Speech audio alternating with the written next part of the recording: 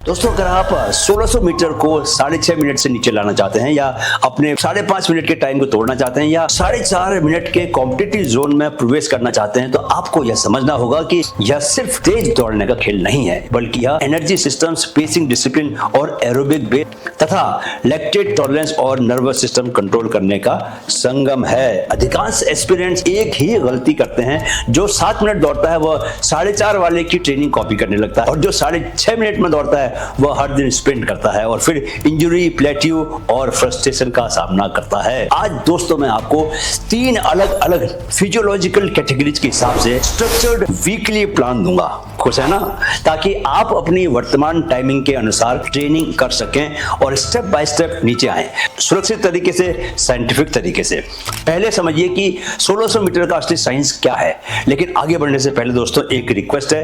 पहला यह कि अंत तक वीडियो को जरूर देखें, ताकि आपको सांस के बारे में जो मैंने सबसे इंपॉर्टेंट बात बताई है वो भी समझ में आनी चाहिए, राइट। बिना उसके काम नहीं चलने वाला। दूसरा यह कि मेरा मैराथन रनिंग पर कोर्स आप लिंक के जरिए खरीद सकते हैं और मुझे लिंक के जरिए इंस्टा में भी फॉलो कर सकते हैं। तो दोस्तों, जब हम 1600 मीटर की बात करते हैं तो ज्यादातर लोग इसे स्प्रिंट मान लेते हैं, क्योंकि यह 5K या 10K जितनी लंबी नहीं है। लेकिन स्पोर्ट्स फिजियोलॉजी की रिसर्च यह साफ साफ बताती है दोस्तों कि 1500 से 1600 मीटर इवेंट एनर्जी सिस्टम की दृष्टि से मिक्स्ड डोमेन की रेस है, जहां लगभग 60 से 70% तक ऊर्जा एरोबिक सिस्टम से आती है और जो बाकी की 30 से 40% है वो एनएरोबिक और ग्लाइकोलिटिक सिस्टम से आती है, और यही अनुपात इसे यूनिकली बहुत ज्यादा डिमांडिंग बनाता है। इसका अर्थ यह है दोस्तों कि भले ही रेस कुल मिलाकर 4 से 7 मिनट के बीच पूरी हो जाती है, लेकिन बॉडी का ऑक्सीजन डिपेंडेंट सिस्टम यानी कि एरोबिक मेटाबॉलिज्म ही मेजॉरिटी काम कर रहा होता है, राइट। मिडिल डिस्टेंस रनर्स पर की गई एक स्टडी ये दिखाती है कि एलीट लेवल पर भी 1500 metre performance heavily VO2 max, lactate threshold और रनिंग इकोनॉमी पर निर्भर करती है, सिर्फ रॉ स्पीड पर निर्भर नहीं करती। रेस के फ्लो को समझिए दोस्तों। पहले 400 से 600 मीटर में एड्रेनालिन हाई होता है, फिर क्या होता है कि फॉस्फोक्रिएटिन स्टोर्स और एनएरोबिक ग्लाइकोलाइसिस सिस्टम, ये दोनों आपको तेज शुरुआत देने में मदद करते हैं। रेस की शुरुआत में आपकी बॉडी सबसे पहले फॉस्फोक्रिएटिन PCR स्टोर्स का उपयोग करती है। यह मसल्स में पहले से स्टोर्ड हाई एनर्जी फ्यूल होता है, जो बिना ऑक्सीजन के तुरंत तेज ताकत देता है, लेकिन केवल 8 से 12 सेकंड तक ही बस। उसके बाद क्या होता है, एनारोबिक ग्लाइकोलाइसिस सिस्टम एक्टिवेट हो जाता है, जो ग्लूकोज को तेजी से तोड़कर एनर्जी में कन्वर्ट करता है, जिससे आप हाई स्पीड मेंटेन रख पाते हैं। लेकिन दोस्तों, इसके साथ साथ क्या होता है कि लैक्टेट भी बनने लगता है, और इस फेज में ऑक्सीजन सप्लाई डिमांड से कम रह जाती है, पीछे रह जाती है, और बॉडी स्टोर्ड एनर्जी सिस्टम्स का उपयोग करती है। इसलिए शुरुआत में पेस तेज महसूस होती है कि आप बहुत तेज दौड़ रहे होते हैं, लेकिन जैसे ही आप दूसरे लैप के अंत और तीसरे लैप में शुरू करते हैं, आपका एक्सपीरियंस आपको बताता होगा दोस्तों, क्या होता है कि फॉस्फोक्रिएटिन लगभग समाप्त हो चुका होता है, खत्म हो चुका होता है, वो एनर्जी का सोर्स आपका नहीं रहता, और ग्लाइकोलाइसिस से लैक्टेट बनना तब तक शुरू हो जाता है। एक बात जान लो दोस्तों कि जब तेज दौड़ में ऑक्सीजन सप्लाई डिमांड से कम पड़ने लगती है ना, तो बॉडी तुरंत ग्लाइकोलाइसिस सिस्टम एक्टिवेट करती है, जिसमें क्या होता है कि ग्लूकोज को बिना ऑक्सीजन के तोड़कर जल्दी एनर्जी बनाई जाती है। यह सिस्टम आपको दोस्तों हाई स्पीड बनाए रखने में मदद करता है, लेकिन इसके साथ लैक्टेट भी बनता है, जिससे फटीग बढ़ सकती है, थकान ज्यादा लगती है और दर्द होना शुरू होता है मसल्स में। अब अगर आपका एरोबिक सिस्टम मजबूत नहीं है तो मसल्स में क्या होगा, हाइड्रोजन आयन एक्यूमुलेशन बढ़ता है, हाइड्रोजन आयन जमा होने लगते हैं, आपका pH गिरता है और वही बर्निंग सेंसेशन शुरू हो जाता है। आपको लगता है ना जलन हो रही है मसल्स में, वो तभी होता है, इसीलिए होता है। इसे क्या बोलते हैं एस्पिरेंट्स, दम घुटना बोलते हैं, या पैर का भारी हो जाना बोलते हैं। अचानक आपको लगता है कि यार पैर बहुत भारी हो गए हैं, और यही दोस्तों रेस का असली फर्क पड़ता है। जिन रनर्स का एरोबिक बेस मजबूत होता है, उनकी बॉडी लैक्टेट को क्लियर करने में अधिक सक्षम होती है। जैसे जैसे लैक्टिक बनता जाता है, उसको वो साफ करती जाती है, क्योंकि एरोबिक मेटाबॉलिज्म लैक्टेट को रिसाइकिल कर सकता है और उसे फ्यूल की तरह उपयोग कर सकता है। यही प्रक्रिया दोस्तों तीसरे लैप में आपको कोलैप्स होने यानी कि थक कर टूटने से बचाती है। दोस्तों, रिसर्च यह भी दिखाती है कि 1500 से 1600 मीटर परफॉर्मेंस स्ट्रांगली कोरिलेटेड है VO2 मैक्स यानी कि मैक्सिमल ऑक्सीजन अपटेक और रनिंग इकोनॉमी से। इसका मतलब है कि सिर्फ तेज दौड़ने की क्षमता नहीं बल्कि कम एनर्जी कॉस्ट पर तेज दौड़ने की क्षमता ज्यादा महत्वपूर्ण है। यानी कि आप एनर्जी भी कम खर्च करो और तेज भी दौड़ो। जो लोग तेज दौड़ते हैं और एनर्जी को ज्यादा खर्च करते हैं वो लोग क्या करते हैं कि तीसरे लैप तक आते आते थक जाते हैं और गिर जाते हैं। लेकिन जो लोग तेज भी दौड़ते हैं और एनर्जी भी कम खर्च करते हैं वो लोग होते हैं जो कि बहुत तेज दौड़ते हैं और सक्सेसफुली एग्जाम को पास भी कर लेते हैं, 5 मिनट से कम का समय भी लेके आते हैं। यही कारण है दोस्तों कि 1600 मीटर को लॉन्ग स्प्रिंट कहना गलत है। अगर यह सिर्फ स्प्रिंट होता तो प्योर स्प्रिंटर्स डोमिनेट करते हैं, लेकिन रियलिटी यह है कि मिडिल डिस्टेंस रनर्स का ट्रेनिंग वॉल्यूम स्प्रिंटर से बहुत ज्यादा होता है क्योंकि उन्हें एरोबिक सिस्टम को हाई लेवल तक डेवलप करना पड़ता है। 1600 मीटर असल में स्पीड एंड्योरेंस की रेस है जहां स्पीड बनाए रखने की क्षमता ही जीत दिलवाती है। पहले लैप में आप तेज हो सकते हैं, दूसरे लैप में आप स्टडी हो सकते हैं, लेकिन तीसरे और चौथे लैप में आप तभी टिकेंगे जब आपका एरोबिक इंजन बहुत ज्यादा मजबूत होगा, आपका लैक्टेट थ्रेशोल्ड दोस्तों ऊंचा होगा, यानी कि आप जल्दी आपकी बॉडी में लैक्टेट बनना शुरू नहीं होगा। जितना बनेगा उतने को आप सस्टेन कर पाएंगे, आपकी ब्रीदिंग कंट्रोल होगी और आपका नर्वस सिस्टम पैनिक नहीं करेगा। यही वजह है कि 6.5 मिनट की टाइमिंग वाला रनर और 4.5 मिनट की टाइमिंग वाले रनर के बीच में फर्क सिर्फ स्ट्राइड लेंथ का या लेग पावर का नहीं होता, फर्क उनकी मेटाबॉलिक एफिशिएंसी का होता है। 1600 मीटर की रेस आपको सिखाती है कि परफॉर्मेंस सिर्फ ताकत का खेल नहीं है बल्कि ऑक्सीजन यूटिलाइजेशन का, कि कितना आप ऑक्सीजन को खींच पा रहे हो, एनर्जी मैनेजमेंट का, कितनी आप एनर्जी को मैनेज कर पा रहे हो, कम एनर्जी में ज्यादा तेज दौड़ पा रहे हो, और मेंटल कंपोजर का खेल है, राइट। तो दोस्तों अब जब आपको यह समझ आ गया है कि 1600 मीटर स्पीड से ज्यादा फिजियोलॉजी का खेल है तो हम 3 कैटेगरीज में ट्रेनिंग अप्रोच को अलग अलग समझने वाले हैं आज, क्योंकि हर टाइमिंग ब्रैकेट की मेटाबॉलिक जरूरत अलग अलग होती है। अब हम 3 कैटेगरीज में चलते हैं। कैटेगरी नंबर 1 है सब 630 मिनट टारगेट, यानी कि 1600 मीटर का अपना टाइम 6.5 मिनट से नीचे लाना है आपको। अगर तो जो मैं बता रहा हूं उसको ध्यान से सुनिए। यहां से दोस्तों फिर 6 मिनट और फिर 5 मिनट 45 सेकंड पर आपको अपनी टाइमिंग को लेके जाना है। सबसे पहले इस लेवल के रनर की फिजियोलॉजिकल रियलिटी को समझना होगा। दोस्तों अगर आप 6.5 से ज्यादा समय लेते हैं, 7 मिनट लगाते हैं या 7.5 मिनट लगाते हैं, तो आपको ये जो मैं बता रहा हूं आपको training schedule, weekly training schedule 6.5 minute का, इसको आपको फॉलो करना है। जब ये आ जाएगा तो उसको फिर अगला भी मैं आपको बताने वाला हूं, राइट। तो यदि कोई एथलीट दोस्तों 1600 मीटर को 6.5 से कितना 7 मिनट में पूरा कर रहा है तो समस्या स्पीड की कमी से पहले मेटाबॉलिक इनएफिशिएंसी की होती है।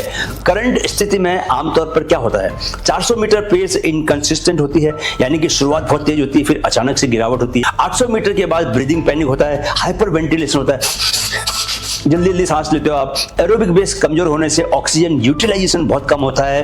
कैडेंस लो होने से क्या होता है कि ओवर स्ट्राइडिंग हो जाती है और ब्रेकिंग फोर्स लगता है आपको। आपका लंबे पैर जो हैं, लंबे कदम लेते हो, वही आपकी स्पीड को कम करता है। Research in middle distance physiology यह दिखाती है कि 6 से 7 मिनट माइल रनर्स में सबसे बड़ी जो लिमिटेशंस है वो VO2 मैक्स नहीं है बल्कि रनिंग इकोनॉमी और एरोबिक बेस की कमी होती है। इसका मतलब है कि वे रनर्स जल्दी लैक्टेट एक्यूमुलेट करते हैं क्योंकि उनका एरोबिक इंजन कमजोर होता है और लैक्टेट क्लियरेंस एफिशिएंसी भी कम होती है, यानी जितना लैक्टेट बनता है आपके मसल्स में उसको क्लियर भी नहीं कर पाती बॉडी। इस लेवल पर दोस्तों ट्रेनिंग का जो प्राथमिक उद्देश्य है, प्राइमरी जो उद्देश्य है वो है मेटाबॉलिक फाउंडेशन को मजबूत बनाना। स्पीड दोस्तों बाद में आएगी। तो टारगेट अप्रोच क्या होगी हमारी, पहला ऑब्जेक्टिव होगा 6.5 मिनट को 6 मिनट में लेके आना और फिर आपको 6 मिनट से 5 मिनट 45 सेकंड में लेके आना होगा।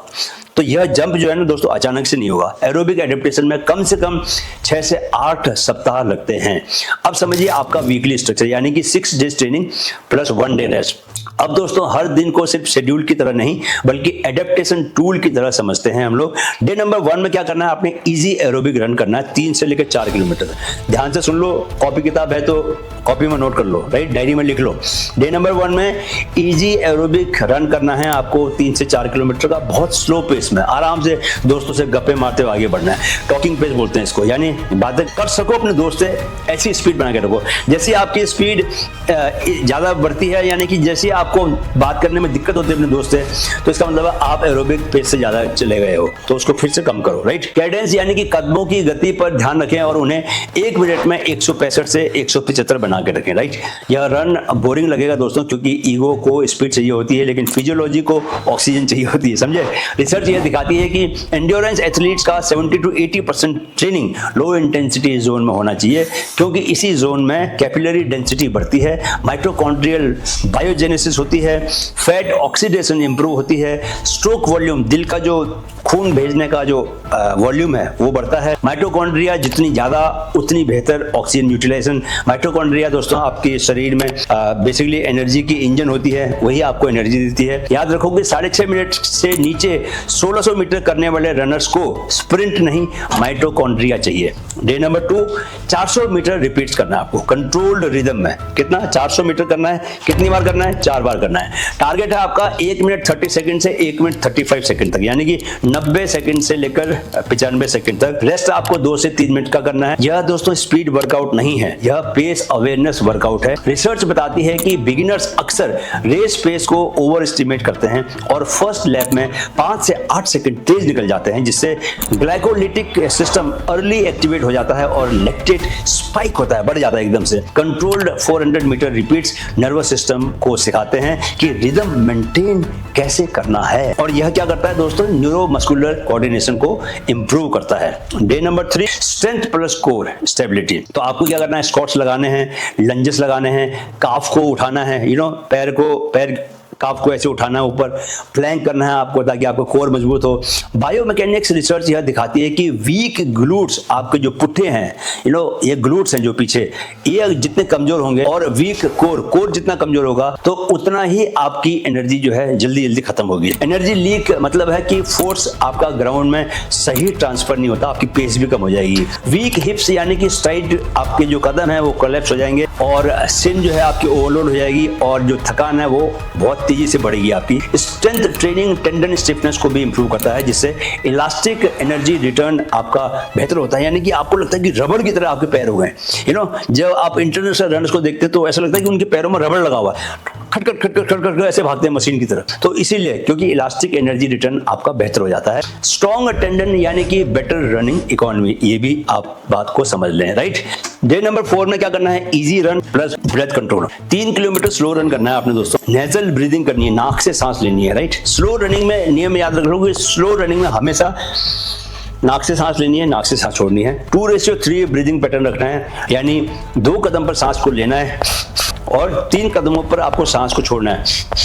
याद रखो कि ब्रीदिंग पैनिक जो है दोस्तों, सब 6:30 रनर यानी कि 6 मिनट 30 सेकेंड से कम में 1600 मीटर दौड़ने वाले रनर्स की सबसे बड़ी कमजोरी होती है। उनकी हाइपर वेंटिलेशन यानी कि जल्दी सांस लेने की कोशिश CO2 लेवल को गिरा देती है, जिससे ऑक्सीजन डिलीवरी पैराडॉक्सिकली कम हो जाती है, जिसे हम बोर इफेक्ट भी कहते हैं। कंट्रोल्ड ब्रीदिंग वेगस नर्व को एक्टिवेट करती है, जिससे हार्ट रेट स्टेबल रहता है और पैनिक रिड्यूस होता है। सो डे नंबर 5 क्या है? आपको 800 मीटर का रिपीट मारने हैं, 800 × 2 यानी कि 2 बार आपको 800 का रिपीट मारना है। टारगेट आपका है कि 3 मिनट 15 सेकंड से 3 मिनट 20 सेकंड में आप ये कर सकें। यह सेशन रेस रिदम को डेवलप करता है। रिसर्च इन लैक्टेट फिजियोलॉजी यह दिखाती है दोस्तों कि moderate length intervals lactate threshold को धीरे धीरे ऊपर की तरफ पुश करते हैं। सब 6:30 रनर का जो थ्रेशोल्ड होता है दोस्तों वो थोड़ा सा नीचे होता है, इसलिए 800 मीटर रिपीट्स कंट्रोल पेस पर बहुत जरूरी है। यह बॉडी को सिखाता है कि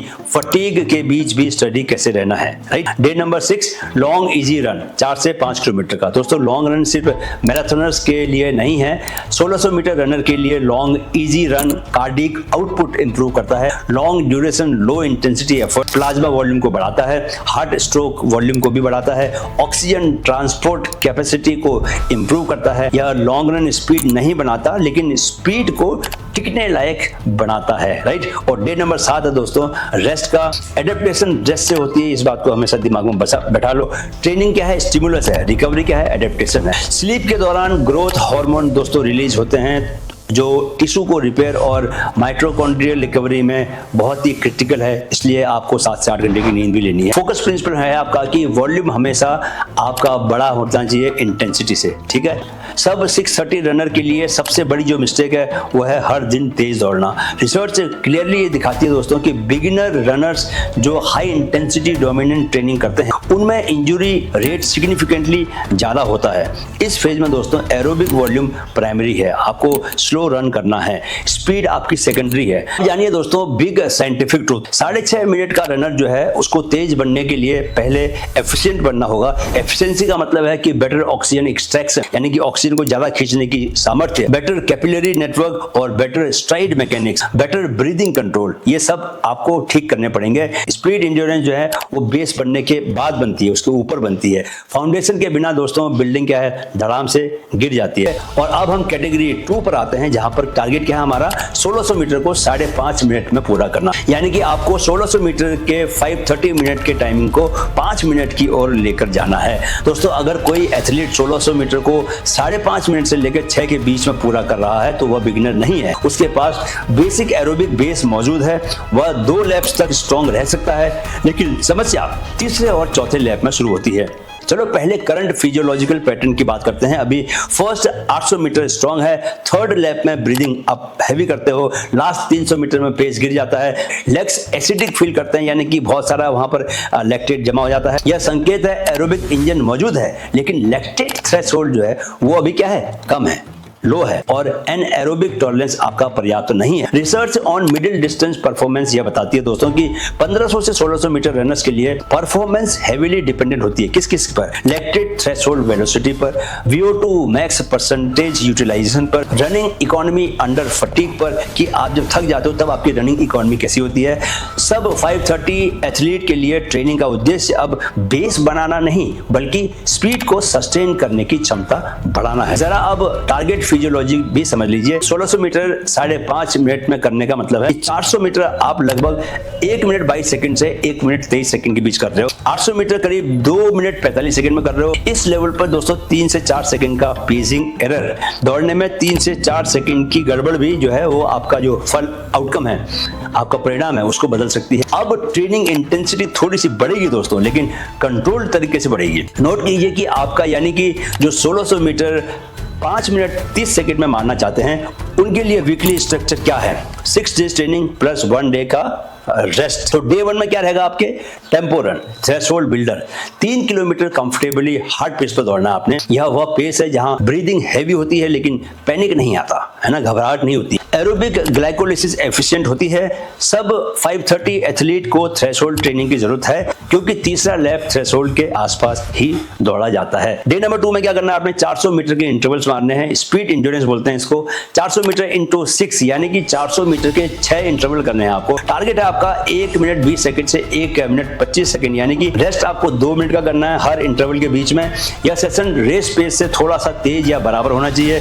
साइंस कहती है कि यह वर्कआउट VO2 मैक्स जोन को स्टिमुलेट करता है। Repeated 400 metre efforts oxygen demand को पीक पर लेके जाते हैं दोस्तों। रिसर्च ये भी दिखाती है दोस्तों कि VO2 मैक्स इंटरवल्स अगर आप करोगे तो ये क्या करते हैं, मैक्सिमल कार्डियक आउटपुट को बढ़ाते हैं, दिल के स्ट्रोक वॉल्यूम को इंप्रूव करते हैं, ऑक्सीजन एक्सट्रैक्शन एफिशिएंसी को आपकी बढ़ाते हैं। लेकिन रेस्ट छोटा रखना जरूरी है ताकि एरोबिक सिस्टम आपका एक्टिवेट रहे, राइट। डे नंबर 3 में आपको करना है strength plus plyometrics, box jump करें, सिंगल लेग हॉप्स करें, ग्लूट ब्रिजेस भी करें, कोर रोटेशन ड्रिल्स करें। दोस्तों प्लायोमेट्रिक ऐसी एक्सप्लोसिव एक्सरसाइजेस होती हैं जिनमें मसल्स पहले तेजी से स्ट्रेच होती है और तुरंत कॉन्ट्रैक्ट होती है, पहले स्ट्रेच होती है फिर कॉन्ट्रैक्ट होती है। जैसे जंप करना, हॉप करना या बाउंडिंग मूवमेंट्स करना, ये स्ट्रेच शॉर्टनिंग साइकिल को ट्रेन करती है जिससे कि पावर, स्पीड और रनिंग इकोनॉमी बेहतर होती है। याद रखो दोस्तों कि रनिंग इकोनॉमी हेवीली डिपेंडेंट है इलास्टिक एनर्जी रिटर्न पर। जब टेंडन स्टिफनेस ऑप्टिमल होती है तो ग्राउंड कॉन्टैक्ट टाइम बहुत कम हो जाता है और एनर्जी लीक जो है घटता है। सब 530 एथलीट को एक्सप्लोजिव एफिशिएंसी चाहिए, ब्रूट स्ट्रेंथ नहीं चाहिए दोस्तों, right. Day number 4 recovery run, 3 kilometre slow run करना आपने। यह दिन बहुत क्रूशियल है। साइंस ये कहती है कि हाई इंटेंसिटी सेशंस के बाद रिकवरी रन क्या करता है, ब्लड फ्लो को इंक्रीज करता है, लैक्टेट क्लियरेंस को एक्सीलरेट करता है यानी कि बढ़ाता है, पैरासिम्पैथेटिक नर्वस सिस्टम को एक्टिवेट करता है यानी कि आपका जो हार्ट है वो आराम करता है। अगर रिकवरी आपने स्किप की दोस्तों तो कॉर्टिसोल हाई रहेगा और परफॉर्मेंस आपकी रुक जाएगी एक ही लेवल पर, उससे आगे बढ़ेगी नहीं, सुधरेगी नहीं, right. Day number 5, 600 metre repeats करना आपको, पेन टॉलरेंस बिल्डर बोलते हैं इसको। 600 मीटर 3 बार भागना आपको, टारगेट है आपका 1 मिनट 55 सेकंड से 2 मिनट का, रेस्ट टाइम है 3 से 4 मिनट का। यह सेशन साइकोलॉजिकली टफ होगा थोड़ा सा, लेकिन साइंस कहती है कि 600 मीटर एफर्ट ग्लाइकोलिक सिस्टम को डीपली एक्टिवेट करता है, बहुत गहराई में जाके उसको एक्टिवेट करता है। यह हाइड्रोजन आयन एक्यूमुलेशन और बफरिंग कैपेसिटी को ट्रेन करते हैं। रिसर्च बताती है कि रेस पेस से स्लाइटली अबव एफर्ट बॉडी को क्या करते हैं, एसिडोसिस एनवायरनमेंट में एफिशिएंट बनाते हैं। यही दोस्तों आपके तीसरे लैब का हथियार भी है, right. Day number 6, long easy run 5 से 6 किलोमीटर का। दोस्तों लॉन्ग रन यहाँ भी जरूरी है। लॉन्ग रन प्लाज्मा वॉल्यूम को एक्सपेंड करता है, फैट मेटाबॉलिज्म को इंप्रूव करता है, रिकवरी कैपेसिटी को बढ़ाता है। 1600 मीटर रनर भी एंड्योरेंस एथलीट है, बस शॉर्टर डिस्टेंस का है वो, ठीक है। डे नंबर 7 जो है आपको पता ही है, रेस्ट डे है, कंप्लीट रेस्ट करना आपको, थोड़ी सी लाइट मोबिलिटी रह सकती है आपकी। एक बात याद रखो दोस्तों कि हाई इंटेंसिटी ट्रेनिंग जो है वो सिंपैथेटिक नर्वस सिस्टम को एक्टिवेट करती है और रेस्ट पैरासिम्पैथेटिक डोमिनेंस को रेस्टोर करता है, यानी कि आपकी हार्ट को बहुत आराम मिलता है। याद रखो बैलेंस ही ग्रोथ है, या समझ लो कि सब 530 रनर के लिए फोकस होना बहुत जरूरी है। Lactate threshold increase, speed endurance build, neuromuscular efficiency, breathing control under fatigue, ये सारे उसके लिए बहुत जरूरी हैं। जब थकान लगे जोर की तब सांस को कैसे गहरा बनाए रखना है ये जानना बहुत जरूरी है। यह फेज अनकंफर्टेबल होगा लेकिन डिस्कंफर्ट स्ट्रक्चर्ड होगा, रैंडम नहीं होगा। Research on middle distance runners दिखाती है कि एलीट परफॉर्मेंस में एरोबिक कंट्रीब्यूशन थोड़ा हाई रहता है, लेकिन रेस आउटकम अक्सर एनारोबिक कैपेसिटी और फटीग रेजिस्टेंस पर डिपेंड करती है। सब 530 रनर को अब बेस से आगे बढ़कर फटीग में स्पीड टिकानी है, यही ट्रांजिशन उसे सब 5 की तरफ लेकर जाएगा। और अब आते हैं दोस्तों हम आज की सबसे धुरंधर कैटेगरी पर। कैटेगरी नंबर 3, सब 430 टारगेट, 4 मिनट 30 सेकंड तोड़ना है, यानी कि कॉम्पिटिटिव जोन में घुसना है। दोस्तों अगर कोई एथलीट 1600 मीटर को 4.5 मिनट के आसपास या उससे नीचे लाना चाहता है तो वह अब एस्पिरेंट नहीं है बल्कि डेवलपिंग मिडिल डिस्टेंस एथलीट है। इस लेवल पर लिमिटेशंस, मेहनत की कमी नहीं होती बल्कि लिमिटेशंस होती है। क्या होती है? VO2 मैक्स सीलिंग, आपका VO2 मैक्स एक लेवल पर पहुंच चुका होता है, उससे ऊपर नहीं जाता। रनिंग इकोनॉमी अंडर फटीग, ठीक है, आप जब थकते हो तो आपकी रनिंग इकोनॉमी और इंप्रूव नहीं होती। Lactate tolerance at high velocity, race execution precision, ये चाहिए होते हैं यहाँ पर। 4.5 मिनट पर माइल, यानी कि 1600 मीटर 4.5 मिनट में करने का मतलब है कि आपने 400 मीटर को लगभग 67 to 68 सेकंड में पूरा किया। आपने 800 मीटर लगभग 2.25 मिनट से लेकर 2 मिनट 18 सेकंड में पूरा किया। आपने 1200 मीटर 3 मिनट 25 सेकंड से 3 मिनट 28 सेकंड में पूरा किया। यह पेस बहुत ब्रूटल है दोस्तों, लेकिन रैंडम नहीं है, यह ट्रेंड फिजियोलॉजी मांगता है। चलो समझ लो कि एक बार सब 430 एथलीट की फिजियोलॉजिकल रियलिटी क्या होती है। रिसर्च इन एलीट मिडिल डिस्टेंस फिजियोलॉजी बताती है कि परफॉर्मेंस 3 चीजों पर डिपेंड करती है। पहली, VO2 max, oxygen uptake capacity, कितनी ऑक्सीजन को आप खींच पाते हो। दूसरी, lactate threshold, percentage of VO2 max utilised. तीसरी, रनिंग इकोनॉमी, कि आप दौड़ते समय कितनी एनर्जी को बचाते हो। सब 430 एथलीट को इन तीनों को ऑप्टिमाइज करना पड़ता है। इस लेवल पर दोस्तों एरोबिक कंट्रीब्यूशन अभी भी 60 to 65% बना रहता है, लेकिन एनएरोबिक बर्स्ट डिसाइसिव हो जाते हैं। यह रेस सिर्फ तेज नहीं, ऑक्सीजन एफिशिएंट भी होनी चाहिए। तो नोट कर लीजिए कि 4.5 मिनट में करने के लिए वीकली स्ट्रक्चर आपको क्या फॉलो करना पड़ेगा, 6 डेज की ट्रेनिंग प्लस 1 डे का रेस्ट। अब इंटेंसिटी हाई होगी, इस बात को याद रखो, लेकिन कंट्रोल फिर भी बना रहेगा। डे नंबर 1 में दोस्तों VO2 max interval 800 metre into 3, target है 2 मिनट 20 सेकंड से 2 मिनट 25 सेकंड में आपको 800 मीटर पूरा करना है। रेस्ट आपको लेना है 3 से 4 मिनट का। साइंस कहती है कि 800 metre intervals VO2 max zone, यानी कि 90 to 100% मैक्स ऑक्सीजन अपटेक को एक्टिवेट करते हैं। रिपीटेड एफर्ट्स कार्डियक आउटपुट को पीक पर लेकर जाते हैं। रिसर्च यह भी दिखाती है दोस्तों कि VO2 max interval heart stroke volume को बढ़ाते हैं, ऑक्सीजन को खींचने की पावर को सुधारते हैं, मैक्सिमल एरोबिक स्पीड को और बढ़ाते हैं। VO2 मैक्स सीलिंग जितनी ऊंची होगी, रेस पेस रिलेटिव एफर्ट कम लगेगा, यानी कि आपका VO2 मैक्स जितनी ऊपर तक ले जा पाओगे आप, उतनी आपको एफर्ट कम लगाना पड़ेगा, राइट। तो जो इंटरनेशनल रनर्स होते हैं उनका VO2 मैक्स दोस्तों 65 तक भी होता है, 70 तक भी होता है। तो इसलिए फुल पेस पे दौड़ रहे होते हैं तो उनका जो हार्ट रेट है वो 160 के आसपास ही होता है। जैसे मैं अगर तेज दौड़ूंगा तो मेरा आराम से 170 टच कर जाएगा, लेकिन उन लोगों का 160 पे दौड़ते हैं तो कंफर्टेबली दौड़ते हैं। डे नंबर 2 में क्या करना है आपको, रिकवरी रन करना है 4 से 5 किलोमीटर का स्लो रिलैक्स पेस पर, क्योंकि high intensity sessions sympathetic dominance को बढ़ा देते हैं, जबकि रिकवरी रन पैरासिम्पैथेटिक एक्टिवेशन को रिस्टोर करता है। ये मैं कई बार बता चुका हूं। Day 3 300 metre fast finishers. दोस्तों 300 मीटर 6 बार करना है, यानी कि 300 मीटर के 6 स्प्रिंट लगाने हैं।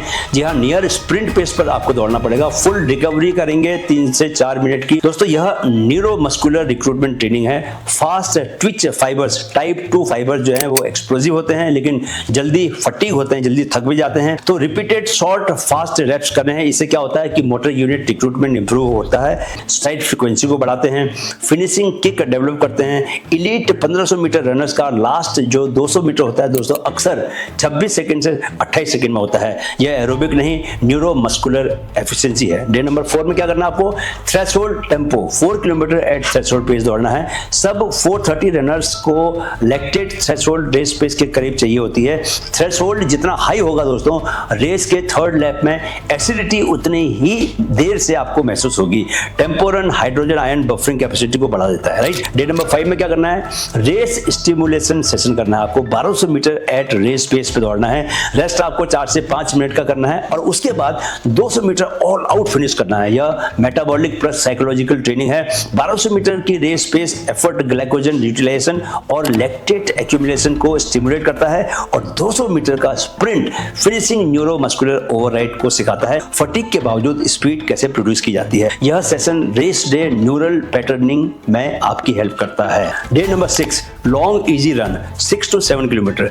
दोस्तों सब 430 एथलीट भी लॉन्ग रन करता है। लॉन्ग रन का मतलब होता है कि प्लाज्मा वॉल्यूम एक्सपेंड करता है, माइटोकॉन्ड्रियल डेंसिटी को मेंटेन रखता है, रिकवरी कैपेसिटी को बढ़ाता है। इवन एलीट 1500 मीटर रनर्स जो हैं वो वीकली 60 से 100 किलोमीटर वॉल्यूम रखते हैं अपना लॉन्ग रन का। एरोबिक बेस स्टिल दोस्तों बहुत प्राइमरी है। अब आता है कि डे 7, जबकि आपको फुल रेस्ट करना है। कोई थोड़ा बहुत आप मोबिलिटी वाला काम कर सकते हो, थोड़ा वॉक कर सकते हो, लेकिन आपको कोई भी एग्रेसिव एक्सरसाइज नहीं करनी है। एडेप्टेशन तभी होती है दोस्तों जब बॉडी ओवरलोड से रिकवर करे। हाई इंटेंसिटी एथलीट्स में ओवर ट्रेनिंग सिंड्रोम रिस्क ज्यादा होता है, इसलिए रेस्ट आपका बहुत ही स्ट्रक्चर्ड होना चाहिए। तो दोस्तों अब जरा रेस एग्जीक्यूशन प्रिसीजन की बात करते हैं कि सब 430 लेवल पर यहाँ अब पेसिंग बहुत क्रूशियल है। फर्स्ट 400 मीटर आपको 68 सेकंड कंट्रोल एग्रेशन के साथ दौड़ना है। सेकंड 400 मीटर आपको 68 सेकंड में ही भागना है, दोबारा से आपको यहाँ पर एक पेस में सेटल होना है। थर्ड 400 मीटर जो है 70 सेकंड 2 सेकंड आपको एक्स्ट्रा दे रहे हैं, उसमें भागना है। ये हार्डेस्ट लैप है, सबसे मुश्किल लैप तीसरा लैप होता है दोस्तों। और चौथा जो लैप है वो करेक्टर प्लस किक वाला लैप होता है, उसमें आपको पूरा जोर लगा देना है। रिसर्च बताती है कि मिडिल डिस्टेंस रेसेस में third lap psychological collapse zone होता है। यहाँ पर आप घबरा के दौड़ को छोड़ सकते हो, ये खतरा इस तीसरे लैप में रहता है। तो जो एथलीट तीसरा लैप दोस्तों मेंटेन कर लेता है वही सब 430 में जा पाता है। तो सब 430 रनर को मॉनिटर करना चाहिए। क्या हार्ट रेट वेरिएबिलिटी है उसको चेक करनी चाहिए, अपनी स्लीप क्वालिटी चेक करनी चाहिए, रेस्टिंग हार्ट रेट को पर ध्यान देना चाहिए। रिकवरी पर ध्यान नहीं दिया तो सुधार नहीं होगा, इस बात को जान लो। एक बड़ी सच्चाई ये भी है कि 430 माइल की उपलब्धि ब्रूट स्पीड से नहीं आती है, वह आती है ऑक्सीजन सीलिंग रेज करने से, लैक्टेट सहने की क्षमता से आती है, नर्वस सिस्टम को काम रखने से आती है, परफेक्ट पेसिंग से आती है। यह लेवल दोस्तों ईगो से नहीं स्ट्रक्चर से जीता जाता है। तो दोस्तों सब 630 से बेस बनता है, सब 530 से टॉलरेंस बनता है और सब 430 से प्रिसीजन बनता है। हर लेवल पर ट्रेनिंग अलग है। गलत लेवल की ट्रेनिंग का मतलब है कि इंजरी आपको हो सकती है, आपको स्टैग्नेशन हो सकता है, यानी कि कोई भी इंप्रूवमेंट नहीं होगा। तो चलिए आपको 400 मीटर पेसिंग का ब्रेकडाउन भी दे देता हूं। सब 630 के लिए क्या करना है कि 1 मिनट 37 पर लैप का आपको टाइम लेना है। सब 530 के लिए आपको 1 मिनट 22 सेकंड पर लैप का टाइम लेना है और सब 430 के लिए 1 मिनट 7 सेकंड से 1 मिनट 8 सेकंड पर लैप का आपको टाइम लेना है। पहला लैप कंट्रोल्ड, दूसरा लैप सेटल्ड, तीसरा लैप हार्डेस्ट और चौथा लैप करेक्टर का टेस्ट होगा। आपके चरित्र का इम्तिहान लिया जाएगा। अब ब्रीदिंग रूल भी जान लीजिए। ऑल लेवल, सभी लेवल्स के लिए ब्रीदिंग रूल है 2 स्टेप्स इनहेल और 2 से 3 स्टेप्स एक्सहेल, राइट। 2 स्टेप में इनहेल करना है, right. Long exhale nervous system को काम रखता है, इसलिए आपको थोड़ा सा एक्सहेल लंबा रखना है। कोशिश करके देखो, ठीक है। प्रैक्टिस करोगे तभी आप रेस डे के दिन कर पाओगे। चोट से कैसे बचना है इसका भी ध्यान रखना है। 10% रूल को अपनाओ, 10% पर वीक से ज्यादा डिस्टेंस को मत बढ़ाओ। शूज के लिए ये समझ लो कि 600 से 800 किलोमीटर दौड़ने के बाद उनको आपको रिप्लेस करना है और सॉफ्ट सरफेस पे दौड़ने की कोशिश करनी है। डाइट का भी ध्यान रखना है आपको। प्री रन आपको एक बनाना जरूर खाना है, पोस्ट रन आपको दूध पीना है, पीनट्स लेना है, प्रोटीन बॉडी वेट इंटू 1.2 ये समझ लीजिए। आपको अपना बॉडी वेट, जो भी बॉडी वेट है उसको गुणा करोगे 1.2 से लेकर 1.5 ग्राम, यानी कि अगर आपका वजन 70 किलो है तो आपको एक दिन में 84 से 105 ग्राम तक का प्रोटीन लेना है, राइट। मसल्स के लिए प्रोटीन बहुत जरूरी है। स्लीप 7 से लेकर 8 घंटे तक मैंडेटरी कंपलसरी है। तो दोस्तों अगर आप 7 मिनट के रनर हैं और 4:30 ट्रेनिंग करेंगे तो आपको चोट लगेगी। अगर आप 4:30 कैपेबल हैं और आप 6:30 की ट्रेनिंग करेंगे तो आपको कोई सुधार नहीं आएगा, यानी कि उसका कोई फायदा भी नहीं है। जहां हो आप वहीं बने रहोगे। ट्रेनिंग आपके लेवल के हिसाब से होनी चाहिए। याद रखो 1600 मीटर ईगो की नहीं, स्ट्रक्चर की रेस है। स्पीड अचानक नहीं आती, सिस्टमेटिकली ही आती है। वीडियो अगर अच्छा लगा तो लाइक शेयर कीजिए और चैनल को सब्सक्राइब करें। मिशन इज ऑन, मेरे साथ कहीं मन में है तो मुमकिन है।